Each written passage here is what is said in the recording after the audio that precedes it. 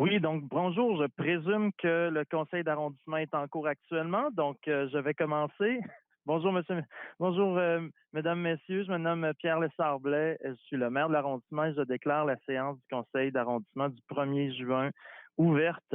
Donc, en ce moment, les membres du conseil assistent à cette séance par vidéoconférence afin de respecter les consignes de distanciation physique telles que nous le demande l'arrêté ministériel du 26 avril 2020. J'invite donc les élus et la secrétaire d'arrondissement à se présenter dans l'ordre traditionnel. Oui, bonsoir, Monsieur le maire. Karine Boisverrois, la conseillère du district de Louis-Riel. Oui, bonsoir. Laurence Lavigne-Lalonde, conseillère de Maisonneuve-Longue-Pointe. Bonsoir. Annick Barsalou, secrétaire d'arrondissement substitut. Bonsoir. Éric Allen Caldwell, conseiller municipal de Schlaga. Bonsoir. Suzy Miron, conseillère municipale du district de Tétroville.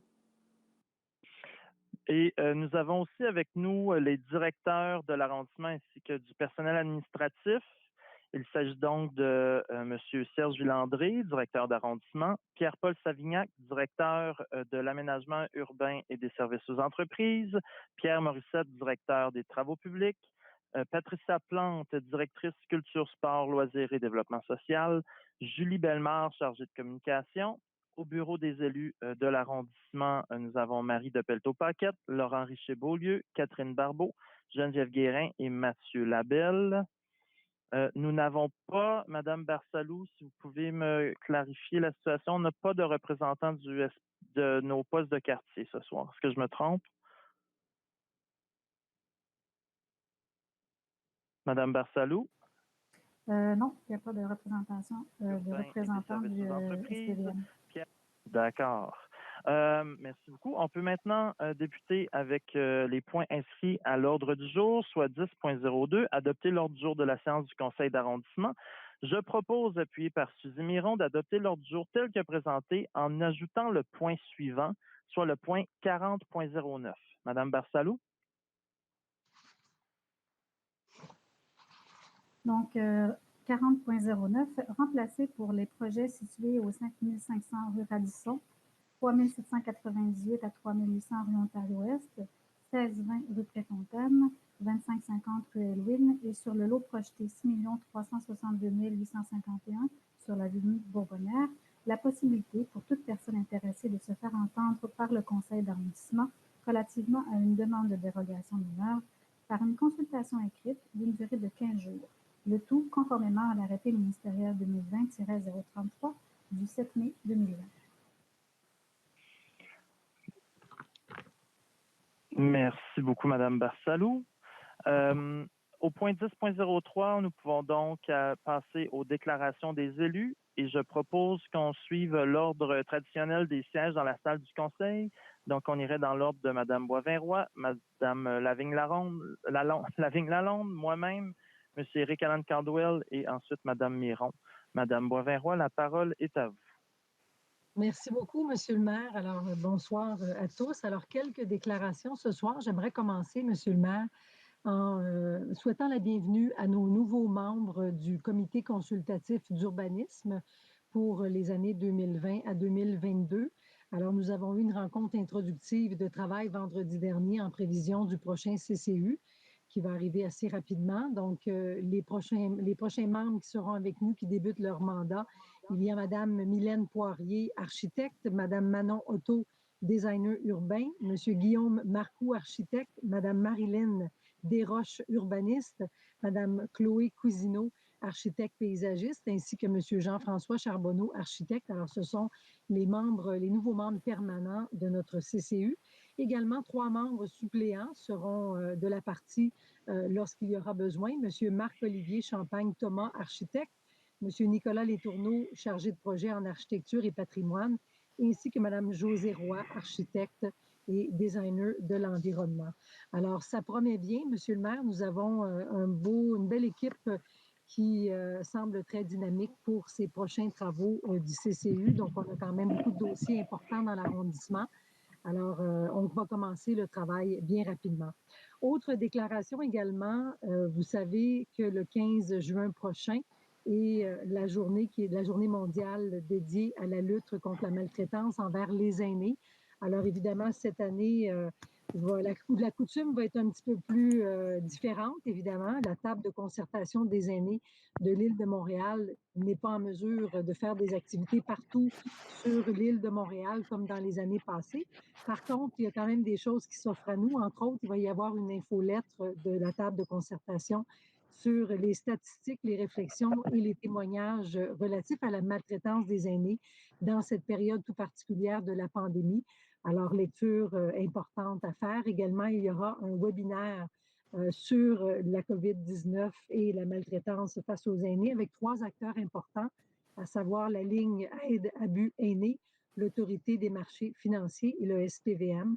Alors, c'est à venir le 15 juin prochain. Évidemment, j'invite les citoyens à nous contacter pour qu'on puisse leur transmettre les informations nécessaires pour cette journée importante qui a dû être réinventée dans le contexte. Mais évidemment, on comprend bien, la pandémie a mis en lumière les différentes problématiques, entre autres dans les CHSLD. Alors, c'est sûr que le 15 juin cette année sera une journée bien importante et bien significative et on sera en rendez-vous de manière virtuelle pour pouvoir y apporter notre appui. Également, toujours dans le contexte de la pandémie, en fin de semaine, le 30 juin dernier, il y a eu le passage du camion Hurleur dans Mercier-Ouest. Alors, c'est un camion qui a circulé dans le secteur à basse vitesse afin de diffuser les directives de la santé publique concernant la COVID-19. Alors, ça m'a fait plaisir d'y participer avec l'équipe d'ALPA, entre autres Mme Christine Ohagne et ses coéquipières. Alors, je les remercie pour leur participation. Ça a été une occasion d'aller à la rencontre de citoyens pour leur partager justement les directives de base. On les fait de manière machinale, mais des fois, la vie va vite et on oublie de faire certaines choses de base, comme garder la distanciation sociale ou se laver les mains. Donc, entre autres, on avait différentes informations à transmettre aux citoyens. Donc, c'était très bien organisé, tout comme l'a été d'ailleurs le 23 mai dernier, la présence de l'autobus mobile de la STM.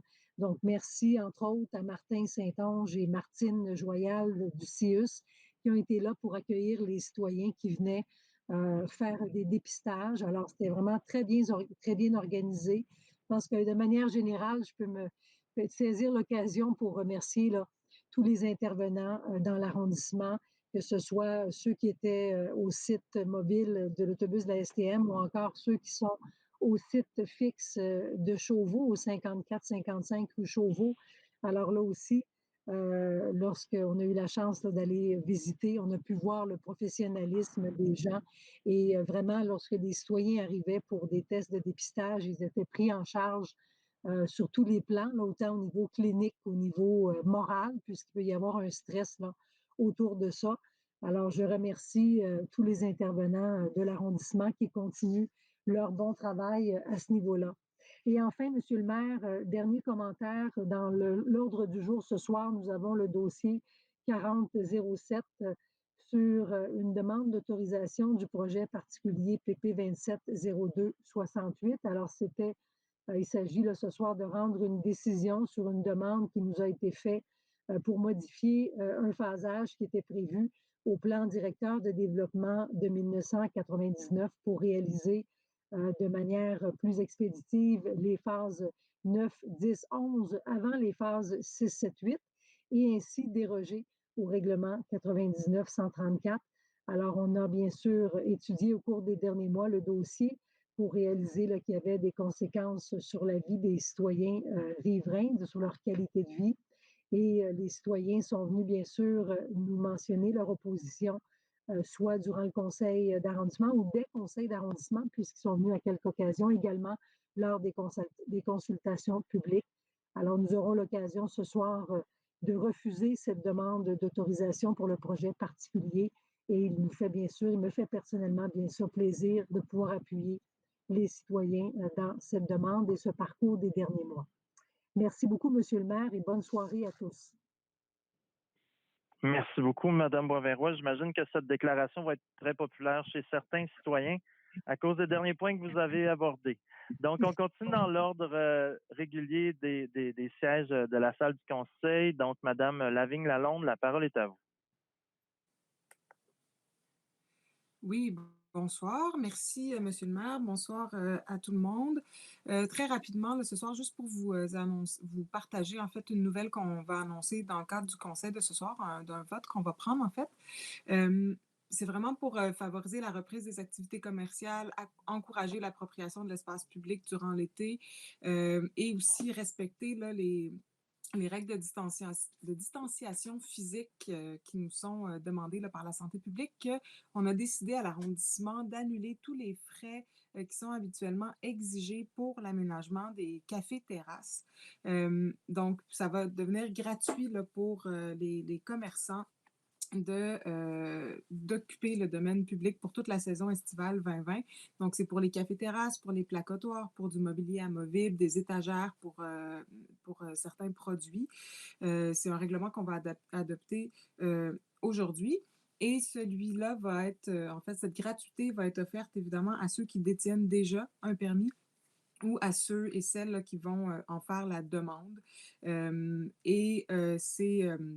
Donc, c'est vraiment dans l'objectif, là, comme je le disais, de pouvoir avoir un été agréable, de pouvoir profiter de l'espace public tout en respectant les conditions demandées par la santé publique. Il faut savoir toutefois que l'ouverture des cafés-terrasses est encore conditionnelle là, à ce que la santé publique de Montréal va nous indiquer. Donc, nous, ce qu'on dit, c'est qu'on va être prêt à offrir cette gratuité une fois que la santé publique pourra nous autoriser là, à avoir déployé ces cafés-terrasses sur le domaine public. Donc, on voulait vous partager cette nouvelle. On pense que ça va venir agrémenter un peu l'arrondissement puis nos rues commerciales, donner un petit coup de pouce aussi aux commerçants durant cet été et cette période difficile. Merci. Merci beaucoup, Madame Lavigne-Lalonde. De mon côté, premièrement, je tiens à remercier là, tous les citoyens de Merci Hochelaga Maisonneuve pour leur résilience, leur persévérance dans la crise que nous vivons actuellement. On est dans une phase de déconfinement. On rentre dans une nouvelle phase dans cette crise-là qu'on appelle un peu la phase de la nouvelle normalité. Et alors que de nouvelles activités reprennent, il faut soit maintenir des habitudes qu'on a développées ces derniers mois ou reprendre des activités avec des nouvelles habitudes qui sont un petit peu parfois qu'on n'est pas habitué de prendre, en fait. Donc, c'est très important là, je tiens à envoyer le message là, qu'il est extrêmement important qu'on demeure vigilant dans nos comportements parce qu'on ne veut pas reculer dans le déconfinement. On est tous très contents de pouvoir revoir tranquillement, pas vite, la famille, les amis. On est content de pouvoir fréquenter nos commerces de proximité, mais on doit continuer à respecter les consignes et à faire preuve de solidarité. Je sais qu'on en est capable et je tiens à remercier les Montréalais parce qu'on a été vraiment, on a fait preuve d'une grande résilience ces dernières semaines. Plusieurs initiatives ont été prises par l'arrondissement pour amoindrir l'impact de la crise sur nos concitoyens. Le Fonds local d'urgence est à sa troisième et dernière vague là, ces jours-ci. On parle de 49 projets d'urgence soutenus grâce à la participation de 31 organismes de l'arrondissement. Au total, là, c'est plus de 500 000 $ qui ont été distribués dans l'arrondissement pour des projets d'urgence locaux. C'était vraiment une grande réussite et je suis très fier de la manière que l'arrondissement agit comme un gouvernement de proximité. Je tiens à remercier premièrement Centraide qui a distribué plus de 200 000 $ d'aide dans l'arrondissement suite à une de nos contributions à l'organisme. Desjardins ont financé 125 000 $ à notre fonds d'urgence locale. Le bureau du député de Bourget, M. Richard Campeau, a contribué à hauteur de 50 000 $ au fonds d'urgence locale de Merci Hochelaga Maisonneuve. Bref, tous ces efforts conjoints-là nous ont menés à investir plus de je vais dire en chiffre réel, plus de 500 000 aux organismes pour des projets d'urgence. Donc, c'est vraiment une réussite pour ce fonds d'urgence local-là qui se termine, mais l'aide se poursuit quand même parce que nous continuons d'accompagner les organismes pour faire des dépôts de demandes de subventions auprès des différents paliers de gouvernement au provincial et au fédéral. On met aussi en place des voies actives sécuritaires à travers l'arrondissement pour permettre la distanciation physique et favoriser des déplacements actifs pendant tout l'été parce que oui, l'été de 2020 va être sous le signe de la distanciation physique et c'est pour ça que dans Mercier-Schlager-Maisonneuve, près de 25 kilomètres de voies cyclables, de rues commerciales, de corridors sanitaires et de rues fermées à la circulation vont nous permettre là, de profiter de l'été de façon la plus sécuritaire possible. On sait qu'aussi à travers Montréal, on parle de plus de 300 nouveaux kilomètres de voies piétonnes et cyclables et on souhaite connecter les quartiers de Mercier-Schlager-Maisonneuve aux réseaux plus centraux de la ville. Donc, on va vraiment découvrir la ville et nos quartiers sous un nouveau jour cet été. Il va y avoir des défis, mais il va y avoir aussi donc des très belles opportunités pour découvrir nos quartiers et notre ville. Au niveau des masques, c'est extrêmement important qu'on développe cette nouvelle habitude de porter le masque dans les lieux où la distanciation physique est difficile à maintenir, particulièrement dans les commerces, dans les transports en commun. Et on doit porter le masque pour se protéger soi-même, mais surtout pour protéger les autres. Les chances de contamination tombent de façon drastique lorsqu'on porte un masque. Et bien sûr, ce masque-là est en complément des autres mesures sanitaires, la distanciation physique, le respect des 2 mètres. Nous, on vivait une crise dans l'arrondissement il y a quelques semaines. Il y avait beaucoup de contamination, donc on a acheté 10 000 masques et pour rapidement les distribuer sur le terrain. Et à ça, c'est rajouté plus de 5 000 masques fournis par la Ville-Centre. On a eu donc des distributions de masques qui visaient les personnes les plus vulnérables. Donc, via les organismes qui faisaient du soutien alimentaire et dans et dans les blocs de HLM pour ceux qui y habitaient. Et on a aussi commencé là la semaine passée la distribution de masques dans le réseau de la STM. Donc, et on a aussi des masques qui proviennent du gouvernement du Québec. Bref, le port du masque doit devenir de plus en plus fréquent et il est de plus en plus important pour prévenir le virus. On a aussi des cliniques de dépistage. Dans l'arrondissement, on a bien sûr celle sur la rue Chauveau, à côté du métro Assomption, au 54-55 rue de Chauveau. Vous pouvez y aller sans rendez-vous. Si vous avez des symptômes, vous allez être priorisé sur place. Il n'y a pas beaucoup d'attente. Vous pouvez y aller vous faire dépister. Et sinon, on a régulièrement là, des cliniques mobiles qui visitent l'arrondissement. Les informations sont disponibles sur le site web de Santé Montréal. Donc, et n'hésitez pas à vous faire dépister si vous en sentez le besoin, si vous avez des symptômes ou si vous avez fréquenté quelqu'un qui a été testé positif à la COVID-19.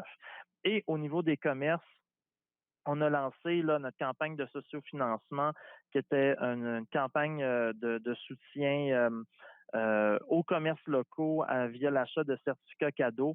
En une semaine, on a triplé l'objectif visé et on parle de 225 000 $ qui ont été investis dans nos commerces locaux dans Mercier-Schlager-Maisonneuve en seulement une semaine. Donc, merci à tous les citoyens qui ont été extrêmement solidaires de nos commerces locaux dans Mercier-Schlager-Maisonneuve. C'est une énorme vague d'amour et de soutien pour nos commerces qui, eux aussi, vivent une période très difficile.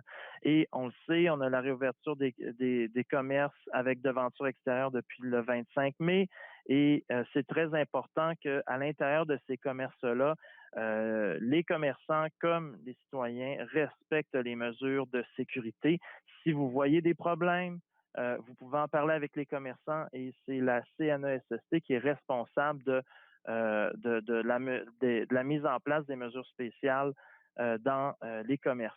Finalement, comme Je pense qu'il y a beaucoup de gens qui attendent dans le secteur de Louis Riel une soirée d'information sur les inondations. Elle était prévue le 24 mars, mais là, on avait dû la reporter à cause de la COVID. Et j'ai le bonheur de vous annoncer que nous allons pouvoir tenir une séance d'information virtuelle le 29 juin. Nous allons communiquer avec les citoyens dans les prochains jours pour clarifier le fonctionnement de la séance d'information et on va pouvoir continuer de travailler ensemble sur ce projet qui est un élément difficile pour les citoyens de Mercier-Hochelaga-Maisonneuve. Donc, sur ce se termine mon un peu long déclaration d'élu. Désolé si ça a été un petit peu long, mais on avait beaucoup de choses à dire et je passe maintenant la parole à mon collègue, le conseiller d'Hochelaga, Éric Allen Caldwell.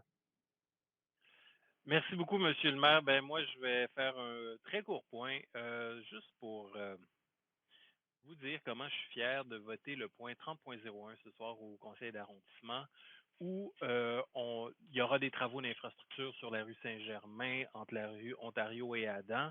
Et dans ces travaux d'infrastructure, il y a un aménagement longtemps réclamé dans le quartier, mis de l'avant par la RUI du centre, la RUI du sud-est d'Hochelaga, qui est pilotée par la LTQHM, la table de quartier, qui est une traverse surélevée le long de la promenade piétonne. La promenade piétonne qui va du parc Sarah Maxwell jusqu'après la promenade Luc-Larrivée, jusqu'au stationnement du Super C, en fait, qui est l'ancienne voie ferrée, la vieille traque.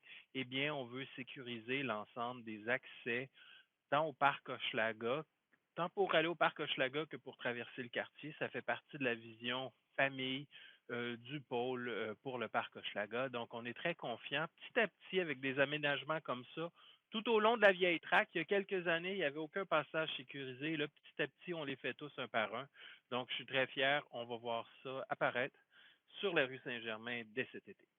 Merci, Monsieur le maire. Merci beaucoup, M. Caldwell. Et maintenant, la parole à la conseillère de Tétroville, Mme Suzy Miron. Merci beaucoup, Monsieur le maire. Je vais vous parler ce soir d'un point qu'on adopte à l'ordre du jour, qu'on vote en fait un contrat, le point 20.06. Donc, c'est l'attribution du contrat qui permettra l'aménagement du jardin communautaire dans le parc Clément-Jeté-Nord. J'en suis fort heureuse. C'est plus que 1,5 million de dollars qui sera investi dans le parc.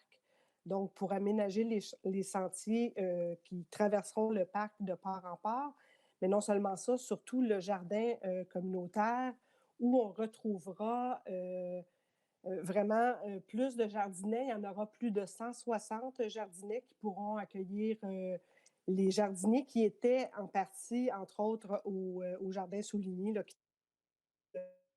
d'ici la fin de l'été. Et donc, il y aura 21 points d'eau, il y aura des supports à vélo. Il y aura aussi 18 jardinets adaptés, et ça, je suis bien contente pour permettre, ils vont être adaptés et plus surélevés pour permettre aux personnes aînées et les personnes à limitation fonctionnelle, donc, de pouvoir jardiner plus facilement. Il y aura aussi un poulailler, et le poulailler deviendra certainement une attraction là, pour les CPE et les familles du quartier. Et c'est comme si ce n'était pas assez, la cerise sur le sundae. Et ce sera qu'il y aura plusieurs arbres fruitiers qui vont border les sentiers qui seront aménagés dans le parc. Alors, je ne promets pas des cerisiers, bien sûr, mais ce sera très accessible pour que les gens puissent, la population puisse aller se servir à même ces arbres. Aussi, je voulais vous parler, je suis responsable du comité d'accessibilité universelle pour les aînés, la famille et les enfants. Et cette semaine, c'est la semaine québécoise des personnes handicapées.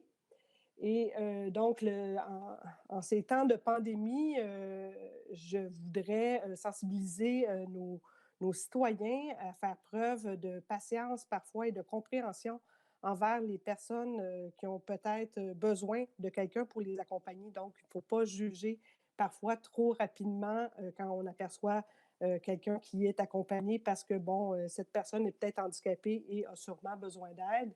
Aussi, on pourrait, tout en étant bienveillant pour nos concitoyens avec des limitations, donc les aider peut-être à apporter leur épicerie ou livrer d'autres items essentiels jusqu'à leur porte. Et enfin,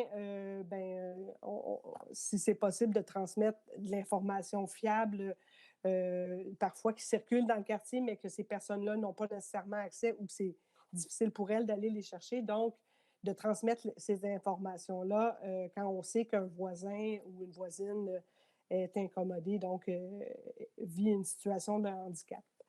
Alors voilà, Monsieur le maire, vous avez déjà parlé des fameuses voies actives et sécuritaires. Je suis très contente parce qu'il y en aura aussi jusque dans Tétroville. Donc, on en parlera sûrement un peu plus tard. Merci beaucoup. Bon conseil. Merci beaucoup, Madame Miron. Donc, on peut continuer notre ordre du jour tel que prévu. Et on passe donc au point 10.04, soit prendre acte du rapport du maire sur les résultats de l'exercice financier 2019 de l'arrondissement Mercier-Hochelaga-Maisonneuve. Donc, sur le site web, sur la page de la web diffusion du conseil d'arrondissement, nous avons diffusé le rapport du maire sur le résultat de l'exercice financier 2019. On a donc, excusez-moi, donc, les faits saillants du rapport 2019 sur nos résultats financiers. En gros, il faut toujours garder en tête que à la ville comme à l'arrondissement, il y a deux types de budget. Il y a le budget de fonctionnement, il y a le programme triennal d'immobilisation et le PTI, le budget d'immobilisation, en fait. Donc, le budget de fonctionnement, c'est les dépenses courantes liées au fonctionnement normal de l'arrondissement, donc les salaires, par exemple. Et le budget d'immobilisation, c'est les dépenses d'investissement liées à l'amélioration et l'aménagement du milieu de vie. Et c'est planifié sur 3 ans et c'est révisé à chaque année. C'est un peu notre hypothèque là, à la Ville de Montréal, notre budget d'immobilisation. Donc, pour l'année 2019, on a un budget de fonctionnement à l'arrondissement qui avait été établi à presque 64 millions en fait, avec des revenus anticipés de 3,1 millions. On a eu les efforts là, de l'arrondissement pour l'année 2019 ont été marqués par différents éléments clés, tels que plusieurs efforts en verdissement pour la réalisation d'une dizaine de nouvelles ruelles vertes, la plantation de plus de 600 arbres et près de 7000 vivaces et arbustes, et la déminéralisation de près de 600 mètres carrés de surface bétonnée. Un autre élément qui a nécessité beaucoup d'efforts et quand même certains investissements de notre budget de fonctionnement a été la réalisation de notre premier exercice de budget participatif auquel plusieurs centaines de citoyens ont participé et qui nous a permis d'adopter quelques projets qui vont être réalisés dès que possible dans le quartier de Mercier-Ouest. Donc, au niveau du budget d'immobilisation, l'année 2019, on avait près de 5,2 millions ont été investis sur l'ensemble du territoire, soit 4,1 millions prévus au programme d'immobilisation de l'année et 1,1 million en provenance de programmes de financement des services centraux. Donc, les investissements ont été répartis comme suit. 2,5 millions pour l'aménagement et le réaménagement de parcs et des installations. 1,4 million pour la réfection routière et les infrastructures urbaines. 0,9 million pour l'entretien de nos bâtiments. 0,3 million pour l'apaisement de la circulation et 100 000 $ pour l'acquisition d'équipements. À cela s'ajoute un montant de 18,7 millions supplémentaires provenant de budget de la Ville-Centre qui a été investi sur notre territoire pour un grand total de près de 24 millions en 2019 investis dans le budget d'immobilisation, que ce soit celui de l'arrondissement ou de la Ville de Montréal. Donc, cela termine ma présentation très rapide du rapport financier. D'habitude, on a une période d'échange avec les citoyens sur le rapport financier.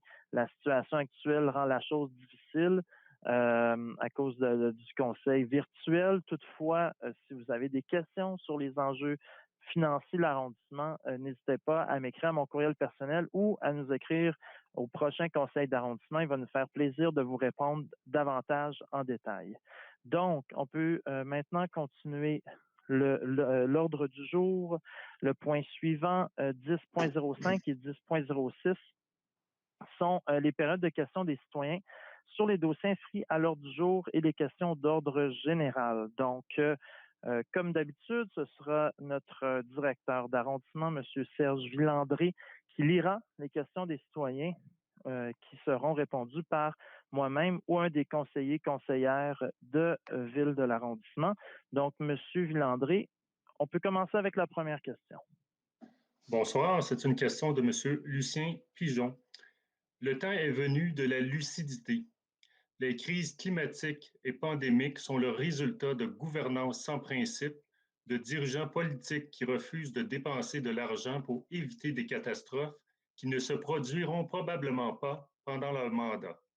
Le manifeste de l'ancien ministre de l'Écologie, Nicolas Hulot, propose des principes et des solutions pour sortir de ces crises par le haut et préparer la société au monde qui vient. Attendons-nous que d'autres crises pandémiques et économiques nous frappent pour comprendre que le temps est venu pour un changement de culture et de structure, non pas seulement une transition écologique, mais un changement sociétal et un nouvel humanisme? Oui, Monsieur Pigeon. Exceptionnellement, aujourd'hui, je vais vous répondre. J'ai demandé à ma collègue Lavigne Lalonde si je pouvais vous répondre. Elle a accepté. J'ai insisté. Elle n'était pas certaine. Je vous réponds. Écoutez, vous nous parlez d'un changement sociétal, Attends, je vais retracer votre question. D'un changement sociétal et d'un nouvel humanisme. Ben, vous avez raison de dire que ça commence à tous les niveaux, y inclus au conseil d'arrondissement de Mercier-Hochelaga-Maisonneuve. Comment y arriver? Ben, pour nous, la façon qu'on conçoit notre implication à notre niveau au conseil d'arrondissement, au conseil municipal, c'est via chacune de nos actions, chacun de nos investissements, chacune de nos transformations de la ville. Que ce soit pour la mobilité, que ce soit pour le bâtiment, que ce soit pour l'évolution de l'occupation du territoire, notre résilience face au changement climatique, il faut toujours qu'à chaque intervention, qu'à chaque investissement, on améliore notre bilan carbone. Qu'à chacune de nos planifications, de nos revendications, on insiste auprès des paliers supérieurs pour plus d'investissements en lien avec ces objectifs-là. Par exemple, pour plus de transports en commun ou plus de transports actifs, pour faire évoluer notre mobilité. On sait un élément important de notre bilan carbone, c'est le domaine des transports. Donc, j'apprécie votre contribution au débat social. C'est nécessairement par un débat public qu'on arrive à un changement sociétal pour aboutir à un nouvel humanisme. Mais nous, notre part, c'est clairement à travers chacune de nos actions avec cet objectif ferme et résolu de transformer la ville pour répondre au défi environnemental qui est celui de notre civilisation, celui de notre époque. Et espérons que l'ensemble des décideurs publics n'ont pas cette courte vue-là que vous décriez. En tout cas, je ne sens pas que c'est ce qui anime nos débats présents. Merci. Merci beaucoup, M. Caldwell. Nous pouvons maintenant passer à la question de M. Guy Blain. Bonsoir. Premièrement, il y a un projet dans Mercier-Hochelaga-Maisonneuve pour changer le sens de circulation pour la rue Dubuisson vers l'est à partir de Honoré-Beaugrand vers Hector. Pourriez-vous refaire la piste cyclable dans le même sens, soit sur Souligny, une piste sens unique vers l'ouest, protégée, et vers l'est sur Dubuisson, de façon à réduire la largeur de la piste cyclable sur Souligny et ajouter un espace de stationnement le long des nouvelles pistes cyclables à sens unique. De cette façon, vous avez une piste cyclable qui partage la route dans le sens de la circulation des véhicules et qui va permettre aux citoyens d'obtenir ou garder des espaces de stationnement. Deuxièmement, pourriez-vous rendre la rue Hector à sens unique vers le nord et Gontier à sens unique vers le sud afin de réduire la circulation en très grande quantité de camions, camions remorques et autobus qui démolissent les routes et perturbent le sommeil des citoyens sur Hector et Gontier. Ces véhicules sont interdits sur les rues Hector et Gontier, sauf lors de livraisons locales, mais ne respectent pas les règlements de la ville et circulent en très grande quantité, et cela de jour et de nuit. Nos maisons subissent les vibrations émises lors du passage de ces énormes véhicules. Voilà, merci d'avance. Alors, Monsieur le maire, je vais me permettre de répondre à la question comme il s'agit de rue de mon district. Donc, Monsieur Blain, sachez, le rêve a été étudié vraiment aussi pour peut-être être du côté de Dubuisson, mais nos études techniques et les services qui s'occupent de construire ce nouveau rêve ont décidé que c'était vraiment beaucoup plus sécuritaire de le placer le long de la voie ferrée du côté de la rue Souligny, ce qui permettait d'avoir une continuité aussi avec le viaduc qui nous permet d'enjamber, de passer au-dessus de l'autoroute 25, donc vers l'ouest. Et donc, c'est ça, c'est pour ça qu'on a retenu la rue Souligny. Puis aussi le fait qu'on veut vraiment mettre du verdissement, parce que là, bon, on voit les installations temporaires actuellement, mais à terme, il y aura vraiment des plantations qui seront installées tout le long et ça protégera vraiment mieux les cyclistes. Et en plus, ben, il y aura beaucoup plus de verdissement dans le quartier. Donc, pour nous, c'était vraiment une très bonne idée, mais vous serez certainement content d'entendre que nous prévoyons faire une voie active sanitaire le long de la rue du Buisson, en fait, pour un certain tronçon, et ce qui permettra d'apaiser la circulation d'ailleurs sur la rue du Buisson. Donc, entre la rue Liébert et Pierre-Bernard, il y aura un aménagement pour aider les piétons à pouvoir déambuler dans le quartier, se promener dans le quartier sécuritairement. Et donc, voilà, la rue du Buisson sera apaisée à certains endroits.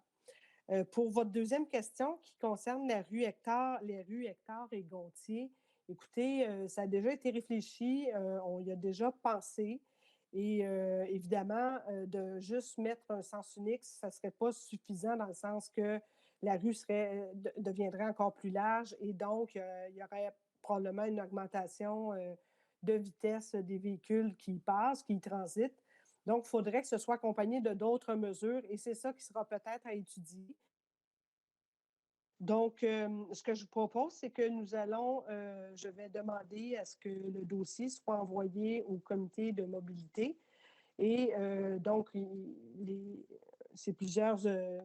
est plusieurs partenaires là, à être réunis autour de la table. Nous, les élus, on y siège, mais il y a aussi Tandem, il y a la table des directions d'école, mais il y a aussi les policiers du poste 48 qui viennent.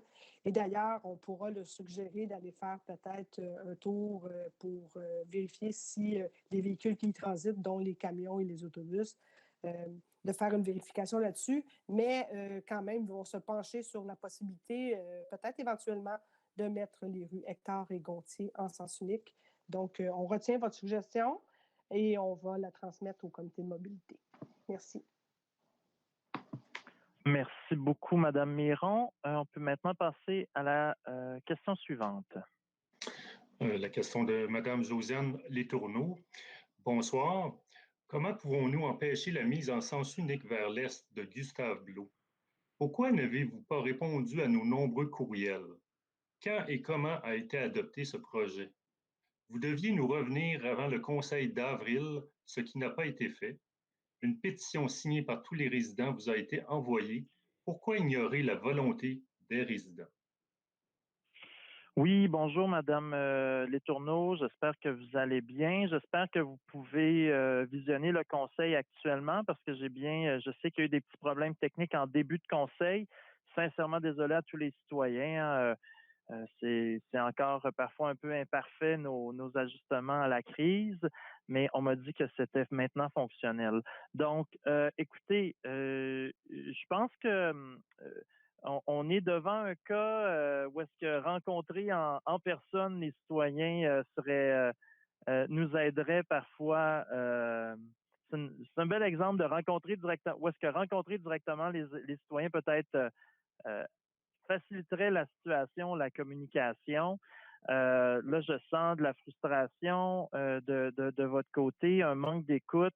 Je comprends que la situation avec le COVID, le télétravail rend les choses parfois difficiles, mais je pense qu'il va falloir qu'on trouve une manière de mieux communiquer là, avec vous et avec les différents citoyens qui soulignent leur mécontentement concernant la mise à sens unique vers l'est de Gustave Blot. Il faut garder en tête toutefois que c'est pas du tout un projet qui est caché ou quoi que ce soit. On vous a écrit le 26 février pour vous informer de l'inversion du sens unique sur Gustave Blot. Faut se rappeler qu'il y avait différents citoyens, dont vous-même, si je me rappelle bien, qui demandiez une modification, là, qui avait des enjeux de sécurité à l'intersection de Gustave Blot et de Lee Hébert. Nous, on considère que le changement la mise à sens unique vers l'est de Gustave Blot va permettre de contrer le problème que vous critiquiez cet hiver et va aussi permettre de réduire les possibilités d'accidents au coin de Gustave Blot et d'Honoré Beaugrand. On a pris connaissance de votre pétition en ligne, mais je crois que vous ne l'avez pas déposée officiellement. Mais si vous pouvez nous transmettre cette pétition-là avec les coordonnées je pense qu'il y a une vingtaine de signataires, 20-30 signataires, ça va nous faire plaisir de communiquer avec eux parce que je pense qu'on doit trouver une manière de peut-être mieux se parler. Et nous, on est confiants en fait que cette mise à sens unique-là va améliorer le trafic dans le secteur et c'est pas la fin des études et des analyses sur le secteur. S'il y a d'autres ajustements à voir, on va le faire. Et juste pour vous rappeler qu'en gros que le processus qui a mené à notre décision, c'est le processus régulier qu'on voit lors d'une mise à sens unique, c'est-à-dire que souvent, c'est des citoyens qui nous soulèvent des problématiques, comme on l'a vu à la question précédente avec M. Blain, ou vous-même qui nous parliez du problème au coin de Gustave Blot, Lee Hébert. On l'analyse au comité mobilité, et au comité de mobilité, il y a des élus, des professionnels et ingénieurs des études techniques de notre direction des travaux publics, des représentants du poste de quartier et du SPVM, les agents de circulation. Il y a aussi l'organisme Tandem qui est spécialisé en sécurité urbaine et les tables de quartier sont représentées, dont Solidarité Merci Est. Donc, la mise à sens unique est une réponse aux préoccupations des citoyens du secteur. Et si ça ne fonctionne pas de la manière qu'on souhaite, si ça n'améliore pas la situation, on va continuer d'y travailler. Donc, on n'est pas dans un mode, on veut l'imposer aux gens. La mise à sens unique vers l'Est a suivi le processus régulier pour une mise à sens unique avec concertation du secteur, les acteurs du milieu, les acteurs en sécurité urbaine. Puis, on va continuer d'analyser le secteur et si la situation empire, c'est certain qu'on va agir avec célérité. Puis, on continue d'analyser le secteur autour d'Honoré Beaugrand, Gustave Blot, Lee Hébert, parce que c'est un secteur qui est extrêmement complexe, c'est un gros casse-tête, puis on veut vraiment améliorer la sécurité des gens dans le secteur. Donc, je pense qu'il va falloir qu'on essaie de peut-être mieux se parler en organisant peut-être une séance d'information publique ou quelque chose comme ça avec les citoyens du secteur, parce qu'on sent que les communications par courriel sont pas nécessairement optimales et qu'elles créent peut-être un peu de grogne présentement, qui a peut-être pas lieu d'être. Donc, on va chercher une manière de mieux se parler, Madame Letourneau, dans les prochains jours, puis on va communiquer avec vous. Donc, sur ça, on peut passer à la prochaine question, Monsieur Villandry. La question de Léna Lebel. Bonsoir. Le trafic est toujours très intense sur Sainte-Catherine, au coin Vimont, en face de Grace Dart. Les voitures ne font jamais leur stop ou accélèrent en fou. Il est dangereux de traverser la rue. Plusieurs enfants habitent le coin et la limite devrait être de 30 km. Ce n'est plus suffisant. Pouvons-nous avoir un dos d'âne tellement gros que les burns de pneus arrêteraient? Monsieur le maire, je vais prendre la question. Merci beaucoup pour votre question, Madame Lebel. Oui, merci de nous solliciter là-dessus. Le dossier sera étudié à notre prochain comité de mobilité où siège la police, hein, parce que je vous répète, s'il y a vraiment un non-respect du code de la route, n'hésitez pas toujours à communiquer avec nous, mais à communiquer avec la police, bien sûr, pour qu'il y ait une surveillance accrue dans le secteur. Parce qu'on partage l'ensemble de vos objectifs, c'est-à-dire apaiser la circulation, réduire la vitesse d'un secteur à 30, il faut que ça soit respecté. La sécurité des enfants, c'est bien important, justement, dans un secteur comme celui-ci. Les personnes âgées aussi. Et comme vous, on n'aime pas ça, les burns de pneus. Donc, on va travailler à les faire arrêter, comme vous nous l'avez demandé. Merci. Merci, M. Caldwell. Prochaine question, M. Villandry. Donc, la question provient de Catherine Fortin. Bonsoir. En lien avec le changement de direction du sens unique de la rue Gustave-Blot, est-ce qu'il y a une concertation des citoyens? Quelles études ont été menées pour guider cette décision, puisqu'elle ne correspond pas à la demande des résidents de la rue Gustave-Blot? Oui, merci beaucoup, Mme Fortin. Donc, j'ai déjà répondu sur plusieurs éléments de votre question lors de la question de Mme Letourneau. Toutefois, ce que je peux dire, c'est que le processus de changement de direction du sens unique est suite de différentes analyses de nos études techniques à la direction des travaux publics. Comme je disais tantôt, il y a eu concertation du milieu en sécurité urbaine avec les policiers, les organismes en sécurité urbaine tels que Tandem et la table de quartier. Donc, le processus est le même, en fait, que pour n'importe quel autre changement de sens unique. Et tout ça pour dire qu'on va suivre la situation.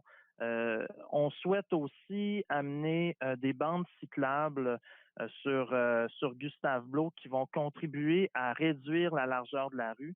S'il faut aussi mettre des aménagements aussi sur la rue, des pots de fleurs, des choses comme ça, pour réduire la largeur de la rue, pour amener davantage de sécurité, on va le faire. Comme je le répondais tantôt à Mme Letourneau, on va suivre le dossier attentivement parce qu'on souhaite une amélioration de la sécurité dans ce secteur-là. C'est un capharnaüm, ce n'est pas sécuritaire, puis on va continuer les analyses, mais je pense qu'on doit je sens un degré élevé d'inquiétude des citoyens sur le secteur. Donc, on va essayer de trouver une manière de mieux se parler, mieux échanger, parce que je sens que on ne se comprend pas toujours très bien sur le dossier, puis il y a peut-être des limites aux échanges par courriel.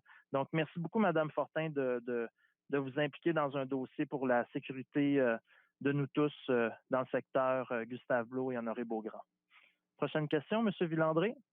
Oui, la question est de Mme Elisabeth Derry. Mesdames, Messieurs, bonjour. Ma question est relative à l'aménagement de la rue Ontario entre le boulevard Pineuf et la rue Davidson. Prévoyez-vous à très court terme des aménagements moins encombrants et plus harmonieux, facilitant à la fois le passage des piétons et des personnes à mobilité réduite, tout en favorisant la distanciation physique? Pour peu, la situation actuelle ressemble davantage à un réel chaos. Une rue dévastée, complètement désorganisée, où circulent de façon anarchique les voitures, les vélos, les piétons, les triporteurs. C'est très inquiétant et dangereux, sans parler du coup d'œil particulièrement désolant. Merci. Merci beaucoup, Mme Derry. Je suis entièrement d'accord avec vous que présentement, la situation sur Ontario n'est pas très invitante. Je partage avec vous là, le constat que ce n'est pas particulièrement agréable de fréquenter la rue Ontario présentement. Il faut garder en tête qu'on faisait face à une situation particulière sur la rue Ontario à cause des travaux de la commission électrique à différents tronçons qui nous empêchaient, contrairement à d'autres rues commerciales à Montréal, de créer des beaux grands corridors sanitaire à la grandeur de la rue commerciale.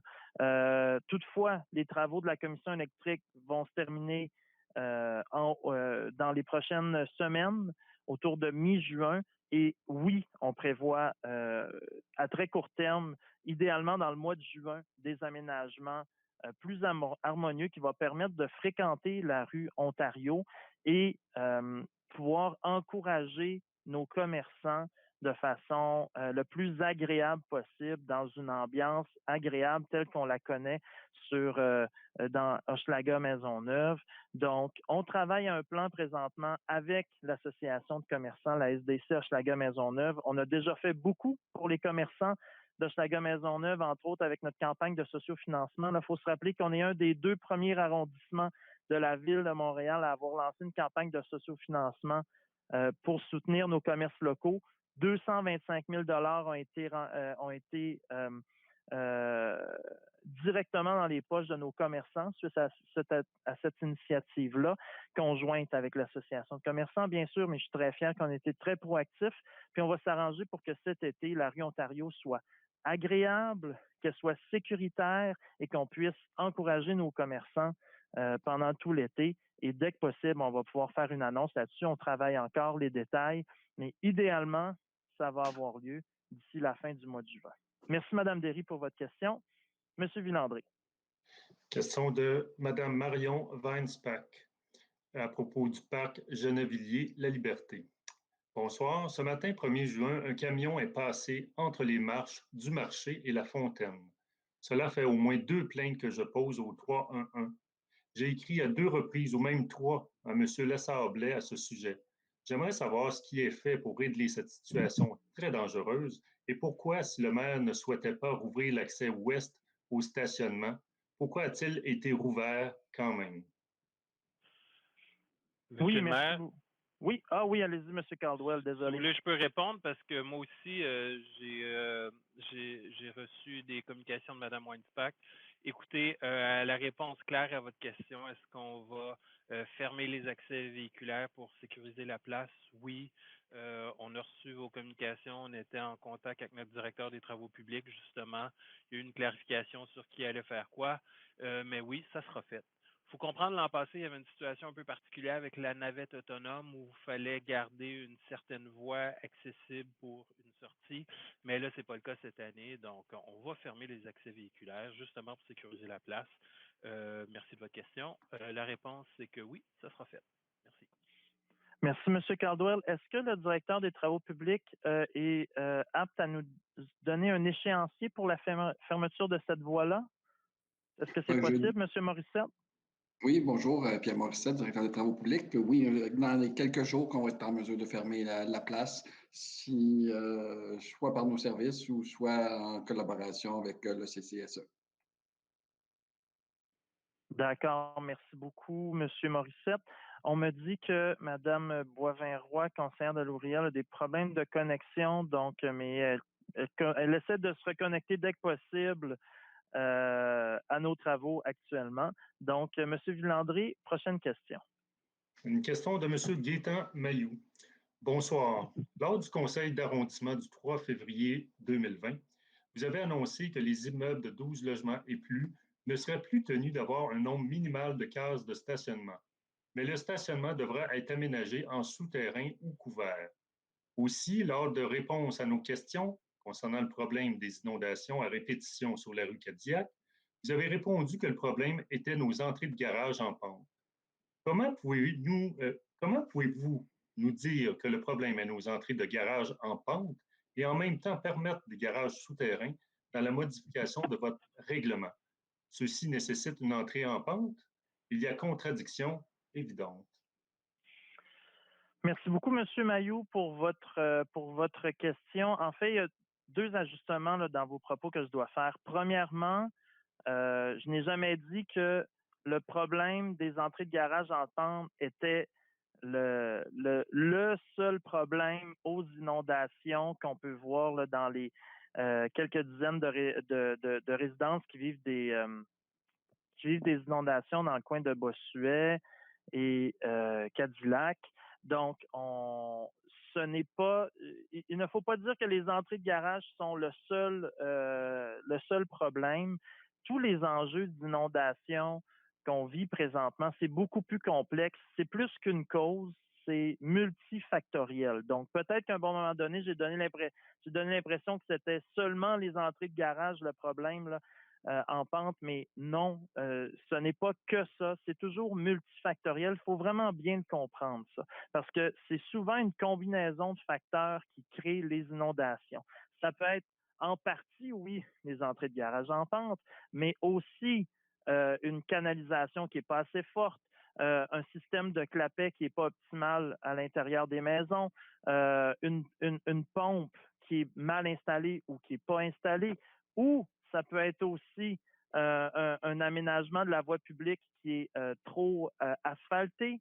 Ça peut aussi être les pluies de plus en plus diluviennes qu'on voit apparaître avec les changements climatiques. Donc, tout ça est multifactoriel.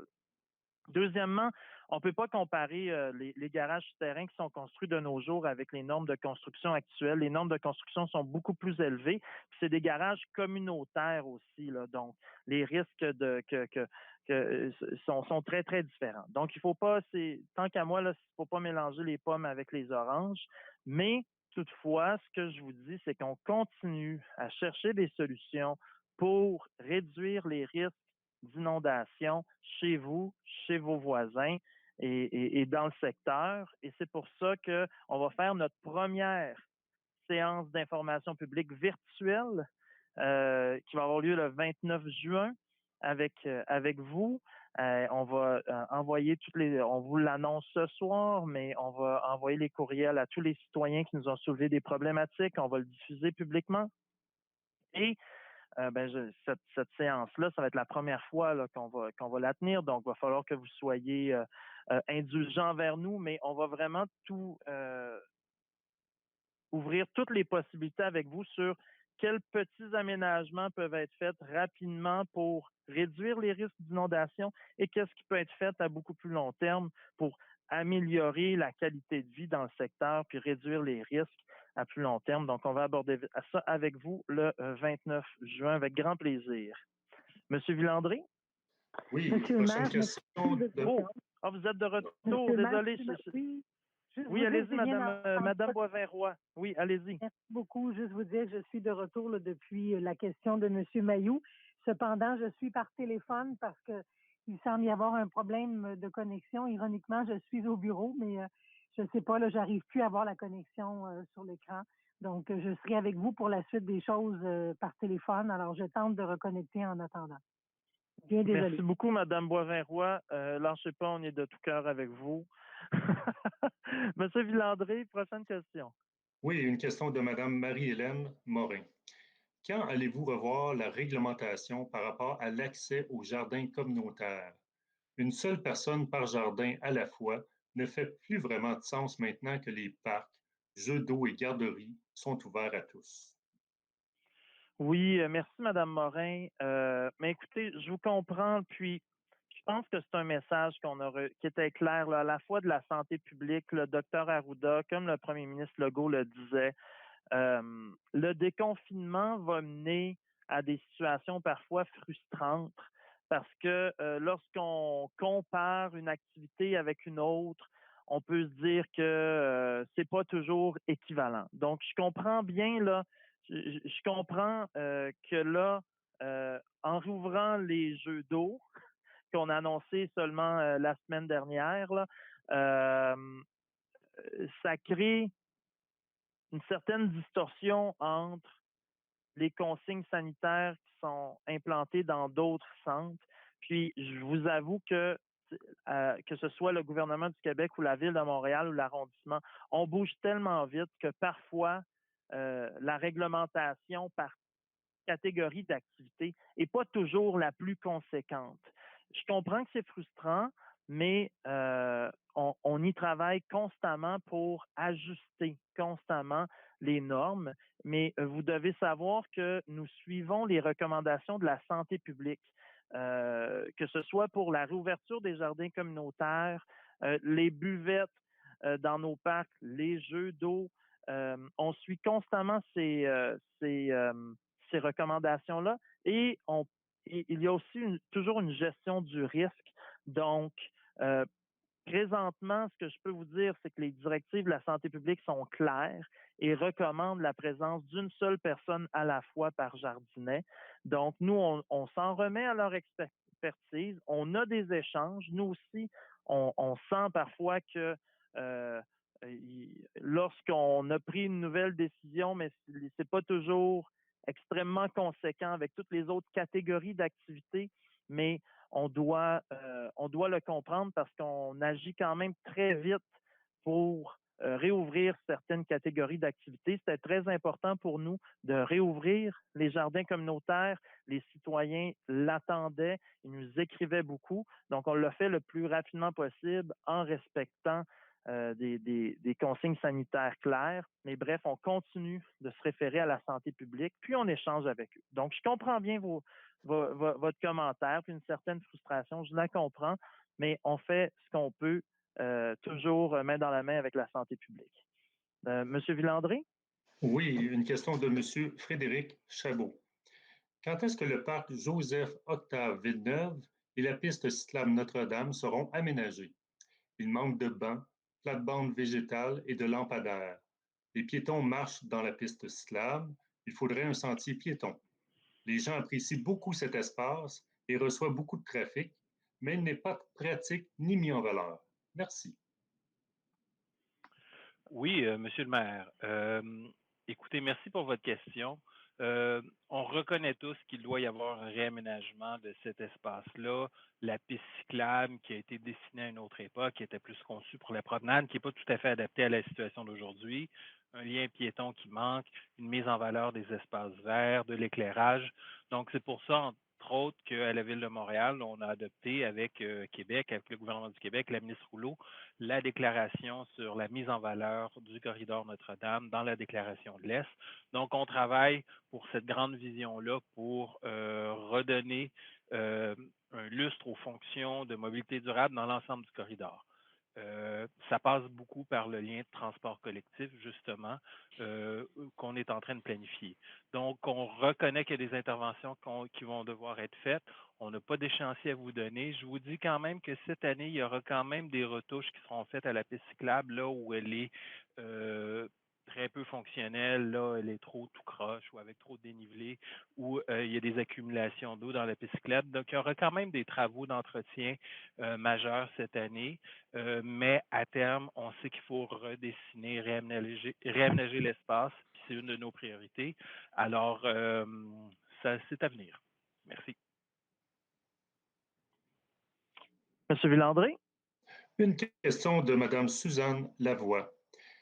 J'aimerais savoir pourquoi le nettoyage de la rue de Beau-Rivage ne se fait pas correctement. Le balai passe depuis 3 semaines sans nettoyer la rue. On dirait que le conducteur fait sa route, mais sans nettoyer correctement. Même que la semaine dernière, il n'est même pas passé. Pourquoi nous empêcher de stationner pendant 3 heures alors que dans d'autres arrondissements, c'est 1 heure seulement?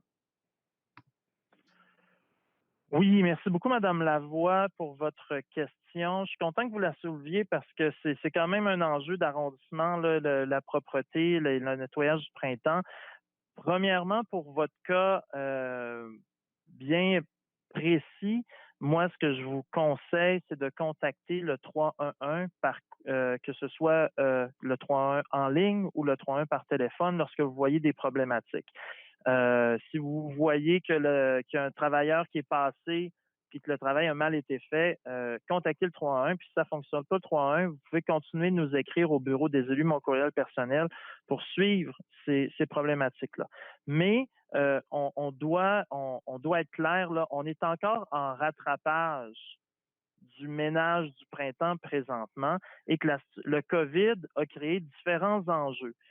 Donc, premièrement, on doit se rappeler que au mois d'avril, le nettoyage des rues et des trottoirs n'a pas été déclaré comme un travail essentiel. On a même permis aux citoyens montréalais de continuer de stationner leur voiture tout le mois d'avril et une partie du mois de mai de la même façon qu'on le fait pendant tout l'hiver. Donc, on n'a pas exigé des citoyens de déplacer leur voiture 3 heures par semaine sur chacune des rues. Donc, ça, là, ça nous a aussi, c'était un soulagement pour les automobilistes, mais ça nous a aussi causé du retard. Donc, on était conscient que on en permettait plus aux automobilistes en avril et début mai, mais que ça allait nous causer du retard. Donc là, c'est ce qu'on vit présentement. Et tant qu'on n'aura pas terminé là, le premier grand ménage du printemps, parfois, on ne peut pas complètement terminer la run du camion là, lorsqu'on passe, parce que tant que le premier passage n'est pas fait complètement, ben le tracé est jamais fait complètement. Mais une fois que le premier grand ménage de l'arrondissement est fait, eh bien là, l'interdiction du 3 heures devient très importante parce que, en fait, c'est que elle est bien respectée en majorité par les gens de l'arrondissement et elle nous permet d'être plus efficaces. Donc, l'interdiction de stationnement de 3 heures nous permet de beaucoup mieux compléter nos parcours de balai, contrairement à d'autres arrondissements qui ont des restrictions de seulement 1 heure. Donc, on va maintenir le 3 heures, l'interdiction de stationnement de 3 heures dans nos rues résidentielles, dans l'arrondissement, parce que ça nous permet d'être davantage efficaces. Est-ce que l'arrondissement mériterait davantage de cols bleus et de machinerie pour nettoyer nos parcs, nos rues? Oui. Est-ce qu'on en a la capacité financière présentement? Malheureusement, non, mais on essaye vraiment de faire du mieux avec ce qu'on a. J'espère que ma réponse vous aura éclairé un petit peu, Madame Lavoie. Je souhaite une bonne soirée. Monsieur Villandry? Oui, une question de Madame Marilène Bergeron. Peut-on profiter de la crise actuelle sanitaire pour réduire certains enjeux de sécurité et de vitesse automobile pour certaines rues résidentielles dans Mercier-Ouest, et ce par des aménagements temporaires de restriction de circulation qui permettraient dans un même temps de favoriser la distanciation sociale et faciliter les espaces de jeu pour les jeunes? On voit de telles mesures dans le quartier Hochelaga-Maisonneuve, par exemple rue de Rouen dans le centre-sud, mais y a-t-il des ouvertures pour des projets similaires dans Mercier-Ouest? Par exemple, la rue où j'habite, il y a des enjeux de circulation et une pétition pour mettre des mesures d'apaisement a été déposée à l'arrondissement l'an dernier. De telles mesures seraient salutaires dans le contexte actuel, mais à plus long terme, pour la sécurité et quiétude des résidents, la santé des jeunes, en plus d'être un modèle intéressant et peu coûteux, pour réduire la place de l'automobile dans nos milieux de vie. Oui, merci beaucoup, Madame Bergeron. Je ne sais pas exactement de quelle rue vous parlez, mais que ce soit dans Hochelaga-Maisonneuve, Mercier-Ouest, Mercier-Est, oui, on est toujours intéressé à amener des aménagements, de la sécurisation qui permettent de sécuriser nos rues résidentielles. Donc, si vous pouvez nous envoyer vraiment le détail de ce que vous nous avez envoyé. On a toujours le comité mobilité qui se penche sur ce genre d'enjeux à chaque mois. Donc, s'il vous plaît, nous le ramener, puis on va voir si votre dossier a bel et bien avancé là, et si oui, quelle analyse on en avait fait. L'objectif, c'est pas non plus de profiter de la crise actuelle pour donc pour faire des aménagements abusif, mais bien sûr, là, on a l'élément supplémentaire de respect des consignes sanitaires et de distanciation physique qui doivent être respectées. Donc, c'est pour ça qu'on est très préoccupé là, partout à travers l'arrondissement. On est préoccupé par le fait que les gens vont devoir sortir dehors, mais ils vont devoir sortir dehors de façon sécuritaire. On craint que nos parcs soient très occupés cet été parce que les Montréalais vont beaucoup rester à Montréal cet été. Donc, oui, on est en train de regarder différents aménagements à travers l'arrondissement. On a annoncé il y a 2 semaines là, nos orientations pour différentes rues. de l'arrondissement et il y avait certaines rues dans Mercier-Ouest, là, entre autres la rue Marseille qui était visée. Donc, vous pouvez regarder ça et nous réécrire pour voir qu'est-ce qui s'est passé avec votre pétition de l'an dernier. Ça me dit rien pour le moment. J'ai malheureusement pas votre rue dans votre question. Donc, s'il vous plaît, m'écrire, on va garder la communication ouverte. Merci beaucoup, Mme Bergeron. Monsieur Villandré? La question de M. Patrick Mathieu. Depuis le 29 mai dernier, l'autobus 185 circule désormais sur la rue Lebrun en direction sud vers la rue Bellerive avec arrêt d'autobus en milieu de rue sans qu'aucune communication ou consultation n'ait été faite auprès des résidents. Comment avez-vous pu dévier un autobus sur une rue étroite à double sens comme la nôtre, avec 2 arrêts, un en milieu de rue et l'autre au bout de la rue, sans avis et consultation, et penser que cette décision serait acclamée par tous? C'est ça votre vision de la participation citoyenne? Cette décision de dévier l'autobus sur notre rue semble avoir été bâclée et improvisée. Les aspects de sécurité n'ont pas été pris en compte, de même que des problèmes de pollution sonore et de vibration pour les résidents. Les autobus filent à vive allure, bien au-delà de la limite de 30 km/h instaurée depuis quelques années déjà, de très tôt le matin à très tard le soir. Oui, moi je soupçonne mon directeur d'arrondissement d'apprécier ces périodes de questions parce que en général, il me parle jamais comme ça. Puis là, je ne sais pas s'il prend plaisir, mais bon. Merci. Écoutez, merci, Monsieur Mathieu, pour votre question. Écoutez, on le sait, là, la situation avec l'autobus 185, il n'y avait pas de situation idéale pour sa modification. On en est très conscient et on continue d'étudier le scénario. Donc, tous les éléments là, que vous pouvez soulever qui sont problématiques, moi, je veux les entendre. Donc là, vous dites que les autobus filent trop rapidement, qu'ils ne respectent pas la limite de 30 km/h. Donc, continuez, s'il vous plaît, là, envoyez-moi par courriel tous ces éléments-là. Nous, on va les faire parvenir à la STM pour améliorer la situation. Généralement, sur votre critique de la consultation, eh bien, écoutez, M. Mathieu, je vous demanderais d'être un petit peu conciliant. Là. Il se passe quelque chose depuis 3 mois qui réduit les difficultés, qui réduit notre capacité à faire de la consultation citoyenne.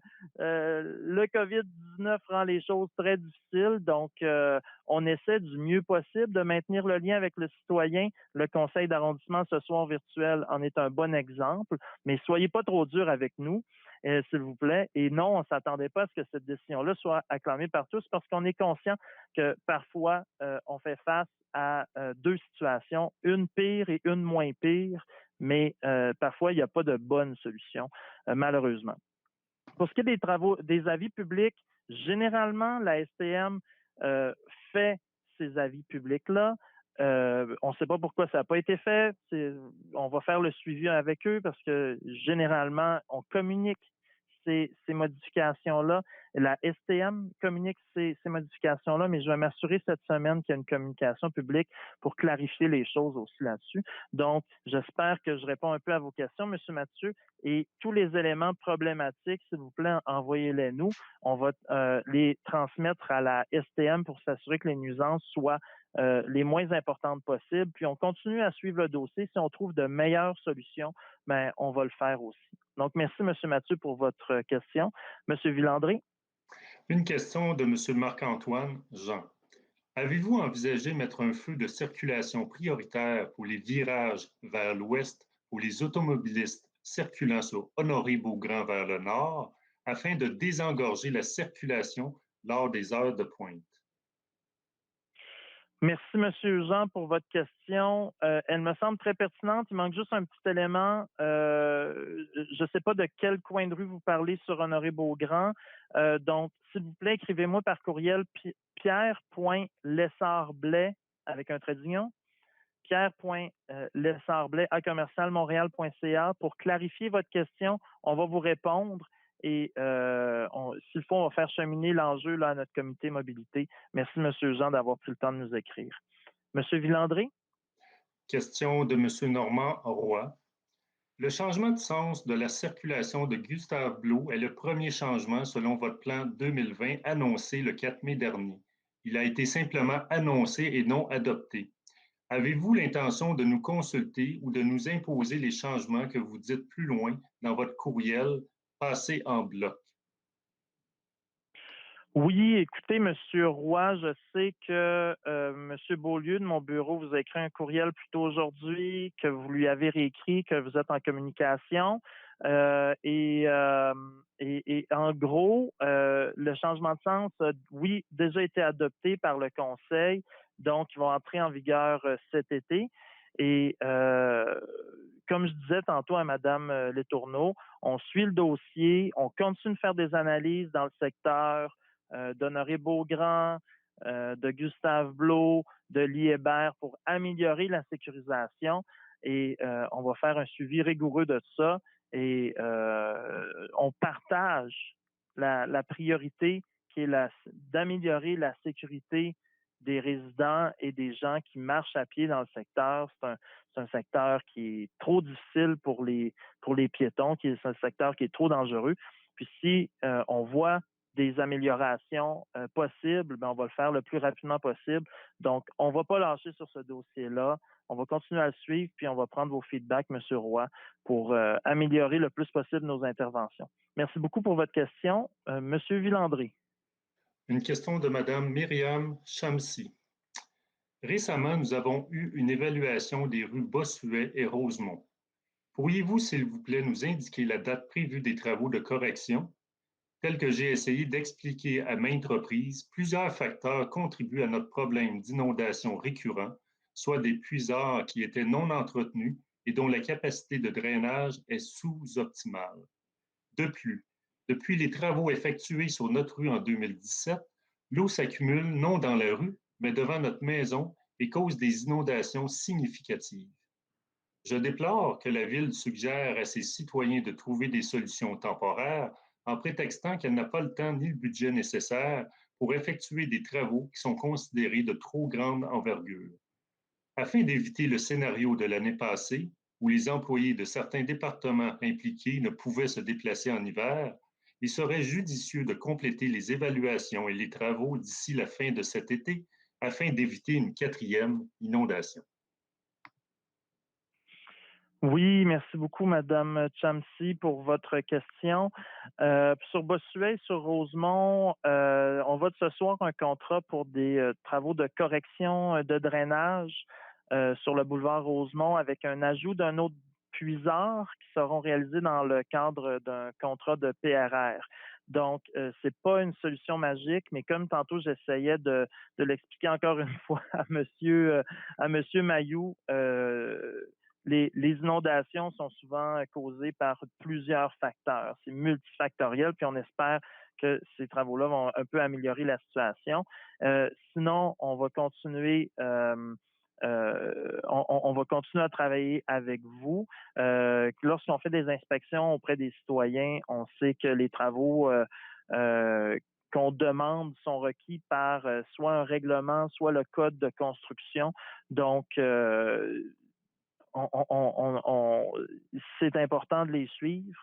Et je ne sais pas si, et comme je disais tantôt, on va avoir une séance d'information publique le 29 juin sur toute la question. Donc, on espère pouvoir travailler ensemble à trouver des solutions à cet enjeu qui est vraiment pas facile. Puis, en effet, il n'y aura pas de solution magique. Je ne sais pas si Monsieur Morissette, directeur de travaux publics, a des éléments complémentaires à rajouter à ma réponse. Non, pas vraiment. En fait, tout juste préciser que là, on vote le contrat du PRR ce soir pour l'arrondissement. Dans le cadre de ce contrat-là, on prévoit effectivement des travaux correctifs sur le boulevard Rosemont à l'ouest de Bossuet pour faciliter le drainage des eaux de pluie vers le réseau d'égouts. C'est des travaux qui vont être réalisés cet été. On ne sait pas la date actuellement parce qu'on n'a pas octroyé le contrat et donc on n'a pas obtenu l'échéancier de l'entrepreneur. Dès qu'on va avoir l'échéancier de l'entrepreneur, on pourra savoir à peu près dans quelle période de l'été ces travaux vont se réaliser. J'espère que ces réponses-là vous aident un petit peu, Mme Chamsi. Sinon, j'ai l'impression qu'on va se voir virtuellement le 29 juin. Donc, M. Villandré? Oui, une question de M. Hugues Poitras. Au dernier conseil d'arrondissement, je demandais à voir les rapports des travaux effectués dans notre secteur en ce qui a trait au puisard. Quelqu'un était supposé me contacter. J'attends encore à savoir s'il y a possibilité d'avoir les rapports. De plus, j'aimerais savoir quels sont les progrès de l'arrondissement en lien avec notre problématique et les actions à venir. Ceci dit, nous sommes très conscients des efforts que la Ville fait en ce sens. Nous attendons des réponses de votre part. Merci. Merci beaucoup, Monsieur Poitras, pour votre question. On sait que plusieurs citoyens du secteur nous demandent d'avoir accès à différents documents, différents rapports qui auraient été écrits lors de travaux sur la rue Cadillac. Donc, nous, on a parlé avec Monsieur Mailloux, justement, votre voisin, la semaine dernière, puis on a convenu avec lui qu'il déposerait une demande d'accès aux documents et qu'il partage ensuite les résultats de sa demande avec vous et les différents demandeurs, les différents citoyens dans le dossier. Donc, la démarche de M. Mailloux va permettre de fournir toutes les informations nécessaires aux citoyens. Donc, je crois que ça va être une solution à la problématique d'accès à l'information très large que vous espérez. J'espère que ça va répondre à votre besoin. Et s'il y a quoi que ce soit, n'hésitez pas, vous pouvez me réécrire à ce sujet. Merci beaucoup, M. Poitras, pour toujours votre cordialité dans ces échanges-là sur cet enjeu qui est, avouons-le, pas très facile. M. Villandré? Oui, une question de M. Severino Cetano. Suite aux travaux de resurfaçage de notre rue il y a 1 an, il a été constaté lors du nettoyage des puisards qu'il y avait blocage par une grosse masse d'asphalte. Est-ce que la Ville envoie des inspecteurs sur les chantiers afin de suivre la qualité des travaux effectués? Était-il possible d'avoir une copie des inspections dans le secteur qui nous intéresse? Merci pour vos efforts apportés à cette problématique d'inondation qui impacte beaucoup de résidents du secteur. Oui, merci, M. Quetano, pour votre question. Oui, donc on va pouvoir partager avec vous tous les documents via la demande d'accès qui va être déposée de M. Mailloux là, pour tous les citoyens, en fait. Peut-être, je ne sais pas s'il y a des compléments d'information par notre directeur des travaux publics sur les inspecteurs, mais oui, généralement, on a des inspecteurs sur les chantiers qui suivent la qualité des travaux. Monsieur Morissette, est-ce que vous avez un complément d'information là-dessus? Pas vraiment. En fait, oui, on a des inspecteurs qui suivent les travaux, mais dans ce cas-ci, c'était des travaux qui étaient faits par la Ville-Centre. Alors, on n'a pas le détail. Effectivement, la demande d'accès à l'information sera transmise à la Ville-Centre pour qu'ils sortent les vérifications qui ont été faites par les surveillants de travaux dans le cadre de la surveillance de ce contrat-là. D'accord. Merci beaucoup, Monsieur Morissette. Monsieur Quetano, au plaisir de se parler le 29 juin lors de notre séance d'information publique virtuelle. Monsieur Morissette? Monsieur Villandré, prochaine Oui. question. Oui, question de Mme Marie-Hélène Larochelle. En octobre 2019, un rapport d'experts concluait que les personnes autochtones et noires à Montréal avaient de 4 à 5 fois plus de chances d'être interpellées par le SPVM que les personnes blanches. Considérant ces statistiques troublantes, quelles actions ont été posées par les conseillers de MHM pour lutter contre le profilage racial dans notre arrondissement? Oui, merci beaucoup, Madame La Rochelle, pour cette question. Écoutez, en plus, avec ce qu'on vit, le drame aux États-Unis, avec les tensions raciales qu'on voit, ramène toute l'importance de cette question-là. Et je vous remercie de vous mobiliser pour l'importance que tous les citoyens, tous les Montréalais se sentent à Montréal, chez eux, se sentent à Montréal, en sécurité et qu'ils sentent qu'ils aient accès aux mêmes opportunités, peu importe leur origine, peu importe leur bagage. Donc, merci de se mobiliser là-dessus. Parce que oui, c'est un dossier qui est extrêmement important.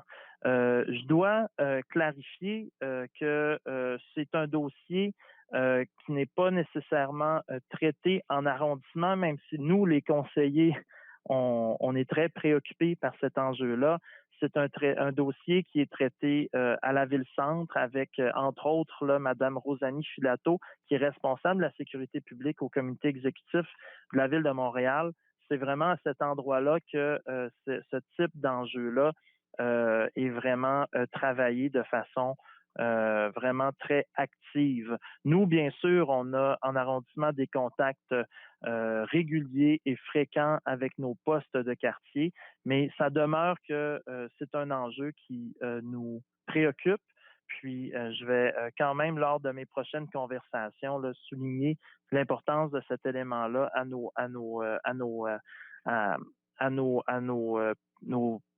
postes de quartier, mais on doit rappeler que nos services policiers sont totalement indépendants de la mairie d'arrondissement. Là. Donc, on a des échanges cordiaux en tant que partenaire, mais moi, je n'ai pas un pouvoir sur nos postes de quartier. Sur ce, une fois que ça c'est dit, à la Ville-Centre, il y a un travail important qui se fait actuellement contre les profilages raciaux et sociaux, en partenariat pas juste avec, bien sûr, les services policiers, mais aussi les partenaires communautaires. Et le SPVM va se doter dans les prochains mois d'une politique en matière d'interpellation, ce qui va être une première au Québec, ce qui va vraiment être un pas, je pense, dans la bonne direction. On va aussi avoir, le SPVM va aussi administrer un sondage sur la qualité des relations entre la population et la police. On va avoir du coaching sur les interpellations policières. Bref, l'orientation de l'administration, c'est vraiment d'améliorer la confiance des Montréalais et Montréalaises face à nos corps policiers. On a vu que le SPVM a dénoncé ce qui s'était passé aux États-Unis dernièrement. On a vu aussi que la mairesse s'était montrée très solidaire avec les gens qui ont vécu de la brutalité policière aux États-Unis.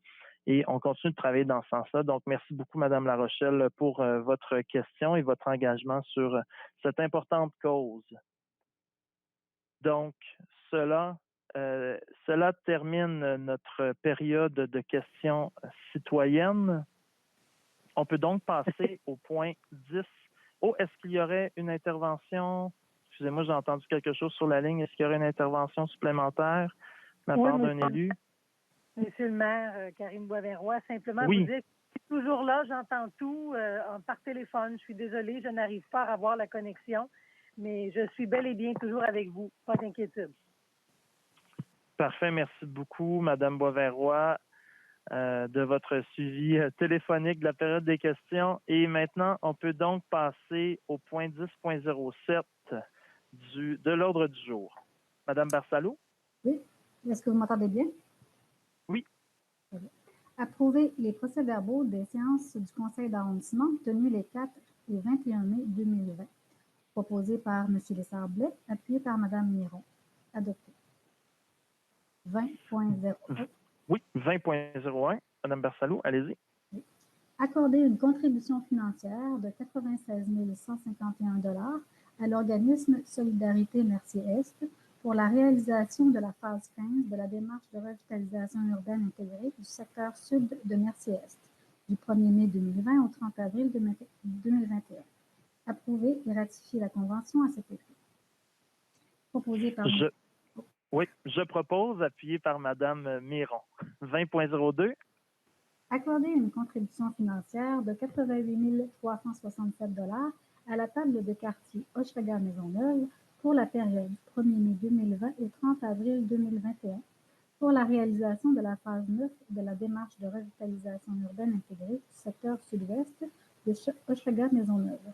Approuver et ratifier la convention à cet effet. Je propose, appuyé par Mme Lavigne-Lalonde, 20.03. Approuver un avenant à la convention du programme Écoquartier 2019-2022 réduisant d'un montant de 35 642 $ et 25 taxes incluses les honoraires pour l'année 2020. Approuver le plan d'action modifié du programme Écoquartier de l'arrondissement de Mercier-Hochelaga-Maisonneuve de l'année 2020. Je propose, appuyé par M. Eric Allen Caldwell, 20.04.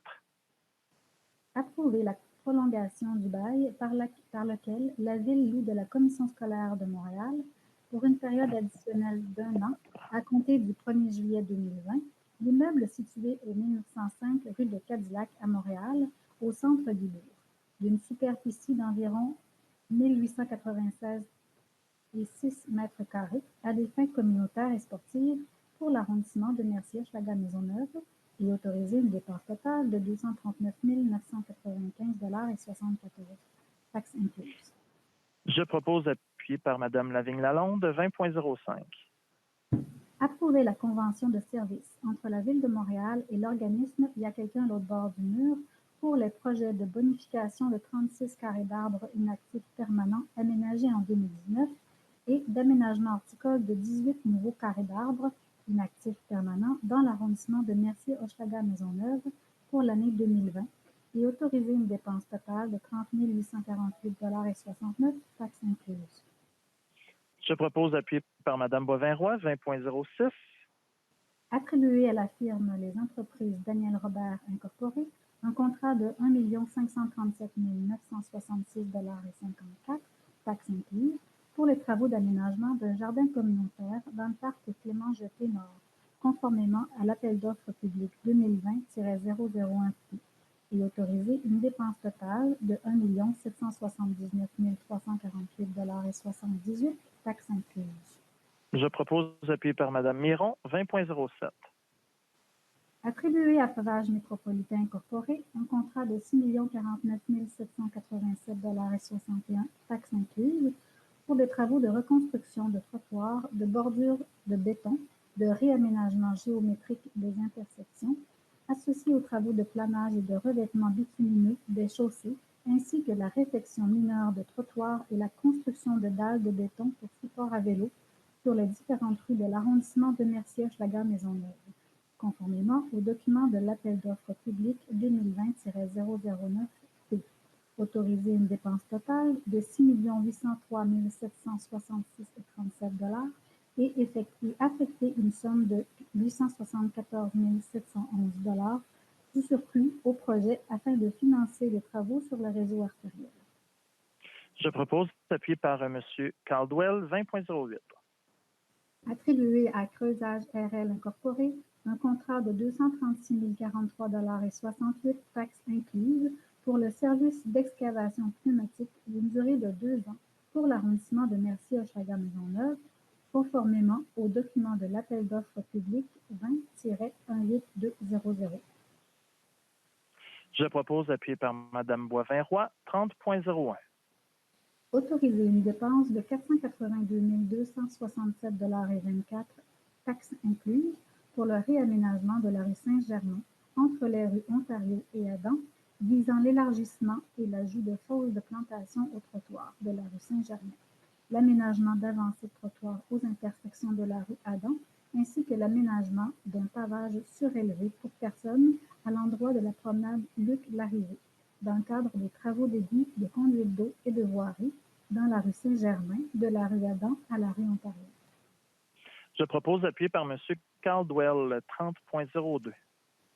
Autoriser une dépense de 675 508,08 $, taxes incluses, pour les travaux de réaménagement de la place Ernest Gendreau, intégrés au projet de réhabilitation et d'agrandissement de la bibliothèque Maisonneuve. Je propose, appuyé par M. Caldwell, 30.03. Offrir au conseil municipal, en vertu de l'article 85 de la Charte de la Ville de Montréal, Métropole du Québec, que l'arrondissement de Mercier-Hochelaga-Maisonneuve prenne en charge la coordination et la réalisation des travaux d'aménagement dans le cadre du projet d'accès à la berge au parc de la promenade Belle-Rive. Je propose, appuyé par Mme Miron, 30.04. Accepter l'offre de service de l'arrondissement de Saint-Laurent en vertu de l'article 85.1 de la Charte de la Ville de Montréal, Métropole du Québec, pour l'implantation du système d'information pour le suivi financier GoFinance. Je propose, appuyé par Mme Boivin-Roy, 40.01. Avis de motion est donné par M. Pierre Lessard-Blais, qui sera présenté à une séance subséquente du conseil d'arrondissement le projet de règlement modifiant le règlement sur les tarifs exercice financier 2020 afin d'ajuster les tarifs associés à la perte de revenus des espaces de stationnement tarifés de la Ville de Montréal. Je propose appuyé par M. Caldwell, 40.02. Avis de motion est donné par M. Pierre Lessarblet qu'il sera présenté à une séance subséquente du conseil d'arrondissement le premier projet de règlement modifiant le règlement d'urbanisme de l'arrondissement de Mercier-Hochelaga-Maisonneuve concernant diverses dispositions réglementaires. Je propose appuyé par Mme Boivin-Roy, 40.03. Adopter le règlement modifiant le règlement sur les tarifs exercice financier 2020 afin de permettre la gratuité des frais relatifs à l'occupation périodique du domaine public pour la saison 2020 et une occupation partielle de la période saisonnière dans le cas d'occupation périodique. Afin d'éviter toute apparence de conflit d'intérêts, je déclare en conformité avec le Code d'éthique et de conduite des élus de la Ville de Montréal mon intérêt personnel indirect dans ce dossier. Je vais donc me retirer des délibérations et laisser la mairesse suppléante, Mme Suzy Miron, présider la séance du conseil sur ce point. Donc, il est proposé par Mme Lavigne-Lalonde, appuyé par Mme Miron. Oui, désolée, je n'arrivais pas à revenir en ligne. Merci, Mme Barcelou. 40.04. Édicter une ordonnance pour l'installation d'un passage pour piétons à bande large de couleur jaune sur la rue La Fontaine à l'est de l'intersection de la rue Le Tailleur.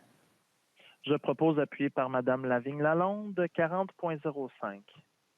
Édicter une ordonnance pour l'installation d'un arrêt obligatoire sur l'avenue Dubuisson en direction est à l'intersection de la rue Taillon. Je propose appuyé par Mme Miron, 40.06. Édicter une ordonnance exemptant le propriétaire du bâtiment situé au 3100 rue Arca de l'obligation de fournir 4 unités de stationnement. Je propose appuyé par Mme Boivin-Roy, 40.07. Rendre une décision relativement à la demande d'autorisation du projet particulier PP27-0268, dont l'objet est de permettre la construction d'un mausolée columbarium desservant un complexe funéraire situé au 6893 rue Sherbrooke-Est.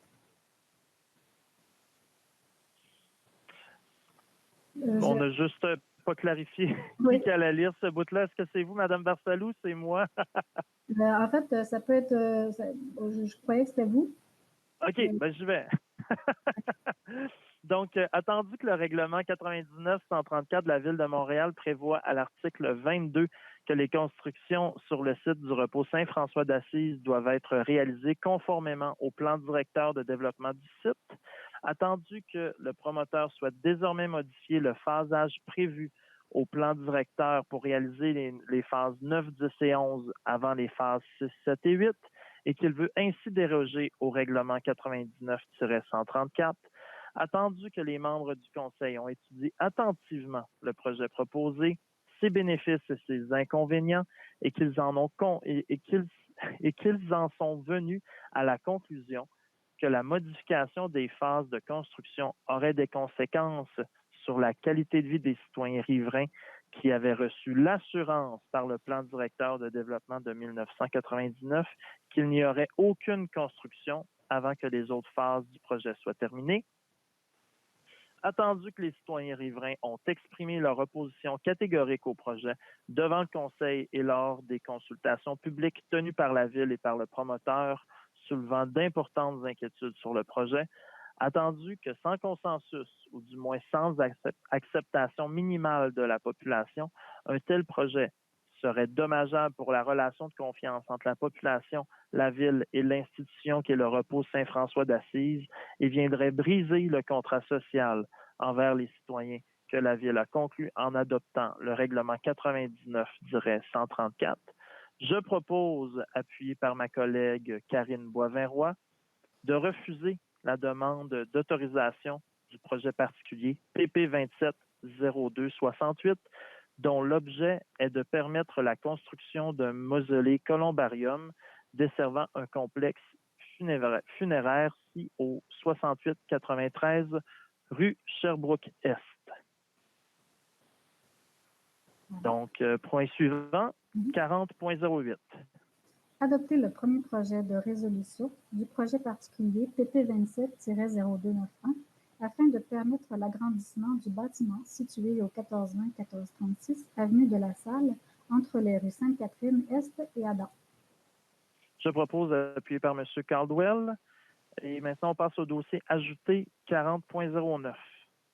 Remplacer pour les projets situés au 5500 rue Radisson, 3798 à 3800 rue Ontario-Est, 1620 rue Préfontaine, 2550 rue Elwyn et sur le lot projeté 6 372 851 sur l'avenue Bourbonnière, la possibilité pour toute personne intéressée de se faire entendre par le conseil d'arrondissement relativement à une demande de dérogation mineure par une consultation écrite d'une durée de 15 jours, le tout conformément à l'arrêté ministériel 2020-033 du 7 mai 2020.